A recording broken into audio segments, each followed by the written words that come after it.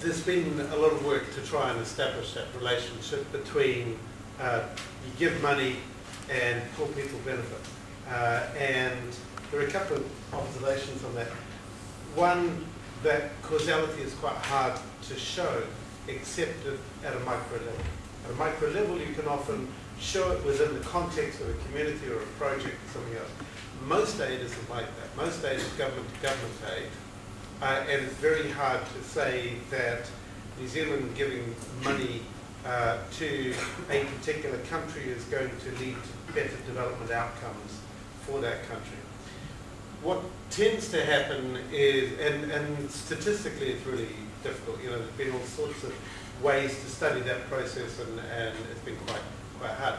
And part of the problem is the larger bulk of money is often spent for political purposes rather than really for poverty reduction. It's often more in the interests of the country giving aid rather than the country receiving aid. And so you do get a lot of wasted money. And particularly you get tied aid where, you know, you specify that the aid has to be spent on, for example, New Zealand consultants, and then the money comes straight back to New Zealand as sort of shown before. You know, you get sort of the United States giving money to Egypt as a buy-in for their support of Israel in the Middle East, etc. So you get lots of political reasons to give aid. And that also makes it hard to show that there's a link with poverty reduction, because often there isn't. However, I mean, one thing that I think we're a bit lucky with in New Zealand is over the past 5 years, the agency that gives out New Zealand aid is called New Zealand Aid. They've become semi-autonomous from the Ministry of Foreign Affairs and Trade. That means that they have been able to professionalise the way they think about poverty reduction and aid, and they have made a huge step forward in their policies, their strategies, the way they approach aid, and actually, I think by many counts, are one of the best aid agencies around in the OECD. So I think in terms of us as Kiwis having a degree of confidence that our government is going to spend the money well, we're a lot better off than if we were in some other countries, not mentioning the United States by name. And so, you know, if you look at what New Zealand Aid spends money on, you know, often it is for things that are really worthwhile. You know, and back to the previous question about long-term use of aid, one of the things that New Zealand Aid is changed is they're no longer giving aid for particular kind of projects where they put a kind of New Zealand Aid flag on it and say that's our school over there. Now they give money to the Ministry of Education in, for example, the Solomon Islands.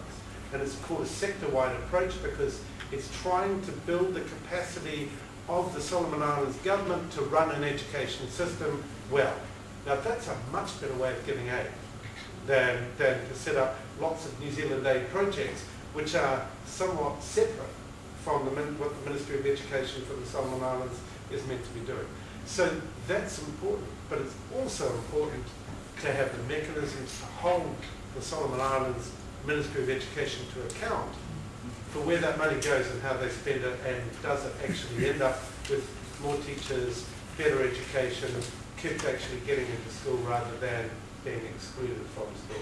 And that's actually partly the result, you know, the job of NGOs to be able to support some of those community projects and community-based monitoring to ensure that the money actually is getting through and is making differences in that way.